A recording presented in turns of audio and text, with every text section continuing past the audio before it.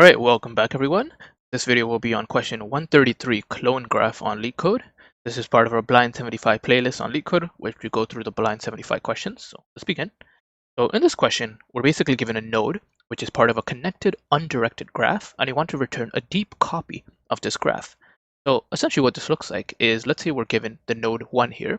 We want to go through the graph, and you want to construct a new graph, which is this blue one here, such that each of the values of the nodes are the same. So you can see 1, 2, 4, 3, just like this one. The connections here are different. So what this means is that these nodes actually here are cloned nodes. They're different versions of the nodes. They're not the same exact nodes.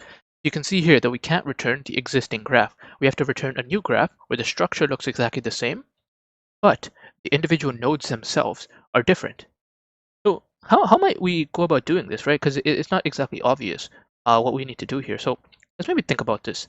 Let's say that, and I want to remove this here, but let's say that we start off at 1, right? It really doesn't matter where we start off because it's a connected graph. So we'll have connections 1 to 2, 2 to 1, and it's also undirected, right? So that's why we have the 1 to 2, 2 to 1. So it doesn't really matter where we start off.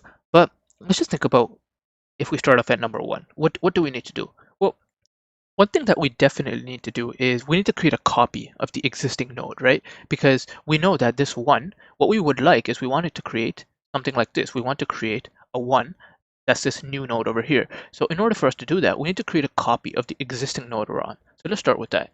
Create copy of existing node. And I think it's pretty easy how we can do this, and we'll take a look in the code.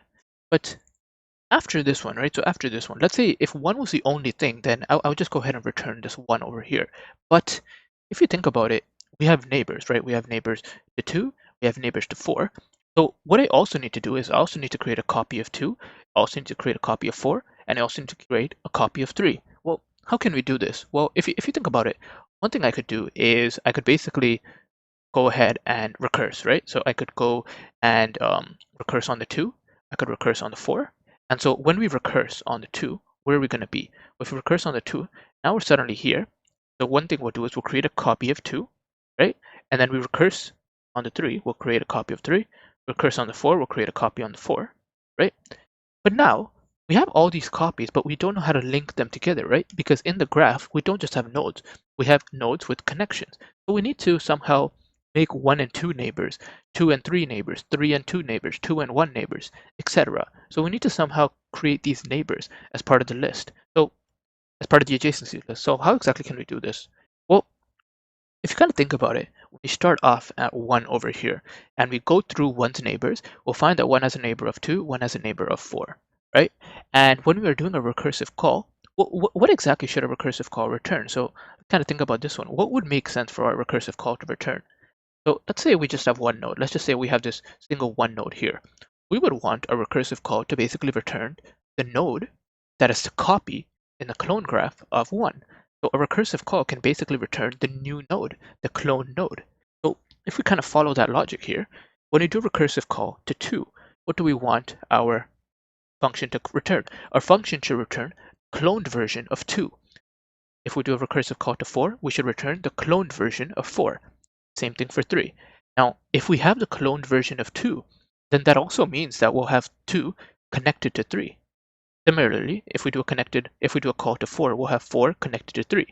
So we'll actually make these connections on the fly as we're making the graph. And so let's kind of get into the code, and hopefully it will make more sense as to how we can actually do this. Let's just maybe start off by writing something, and then we can figure out how we can do this.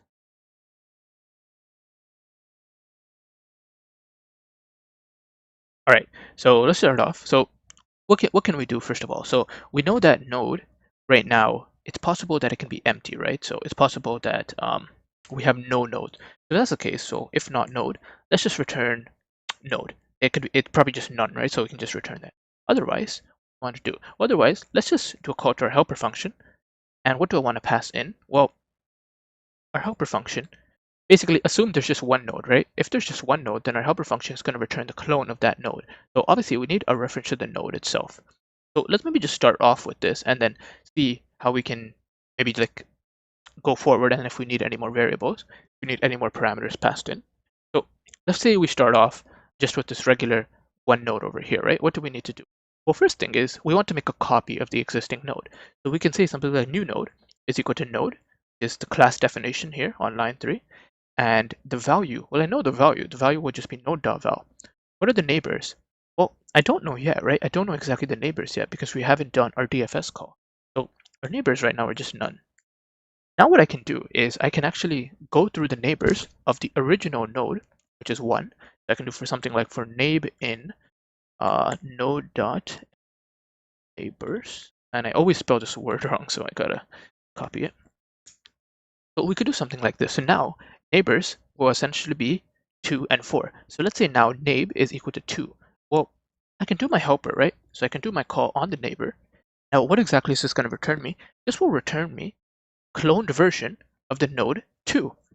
What exactly do I want to do with this? Well, with this, it would be really helpful for me to actually add this to the neighbor list of my new node, right? Because if you think about it, when we are on the 1, we create this 1 call over here, this 1 new node over here, but we do not have a connection with the new node of 2.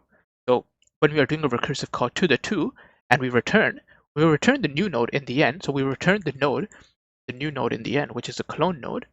But this one, we also want to add it as part of the neighbors. So here we can do self dot, or not self, new node dot neighbors dot append new node here. And good, I spelled it right this time. So now we have this, right? So if you think about it, this is kind of the main algorithm that we have. We start off at a node, create a copy of it, we go through the neighbors of the original node, recurse on them, and whatever copy they return here on the recursion, on like the copied neighbors, we add them to our new neighbors. So this one will basically be an existing way that we can work. Now, you may notice a problem, right? Like let's say 1 goes to 2, right? And so we'll create a copy of 1, and then we'll go here, we'll create a copy of 2, and then we go to the neighbors, and we'll go back, and then we'll create another copy of 1. Well, that's not what we need, right? We want to reuse our existing copy of 1 that we already created. Otherwise, this will go forever. So why don't we store this in some sort of hash map? So I'm thinking we can maybe do something like, let's just call it D for dictionary. We can maybe do something like if node val in D. So this will be a map of what? D will be a map. D is a map of node val to new node. So do something like this. So if node.val in D, then we'll just return D node.val. So what's going to happen here is that when we are on 1, if we go to the 2 and we want to go back to the 1, well, if we didn't have this, we would create a new version of the 1. But we can actually see that 1 will now be in the graph, and so we'll return the cloned version. So this is the copied version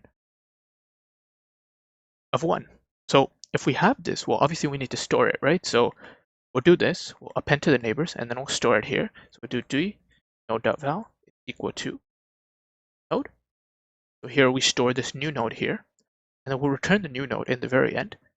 And so now all we need is we need to pass in neighbor, and we'll pass in the dictionary D. Here we can pass in node, and we can just create a dictionary here. That should basically be it. So let's go ahead and run our sample test cases.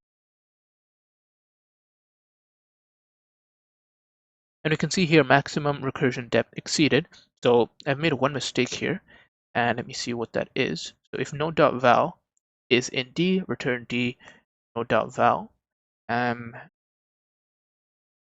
D node.val is node.val is. So let me see what the problem is here. So let's just consider a simple case. For example, if 1 is linked to 2, 2 is linked to 4. Or sorry, like 1 is linked to 2, 2 is linked to 1. We'll start off at 1, and then we will pass the 1 over here. This is false, so we go ahead and recreate the 1, and then we go back here. So actually, one thing we need to do is right after we do this, we should do this actually, the new node. Yes, should be correct. We want to do this before the recursion actually happens, because if we do it after recursion happens, then we'll just keep recursing, but we'll just create a new node every single time. So it's important that we keep our recursion proper. Now let's go ahead and try this, and we can see that it works as normally. So that was this video.